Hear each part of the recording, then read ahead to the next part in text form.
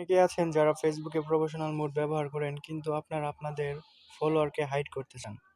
তো সেক্ষেত্রে কিভাবে আপনারা আপনাদের ফলোয়ার হাইড করবেন সেটি আজকের ভিডিওতে আমি আপনাদের দেখাবো। চলুন দেখা যাক। প্রথমেই আপনি ফেসবুক অ্যাপসটি ওপেন করবেন। আপনার ডান সাইড এখানে যে অ্যারোটি রয়েছে সেখানে একটা ক্লিক করবেন। সেখানে ক্লিক করার পর সেটিংস অ্যান্ড প্রাইভেসিতে চলে যাবেন। তারপর সেটিংসে ক্লিক করবেন।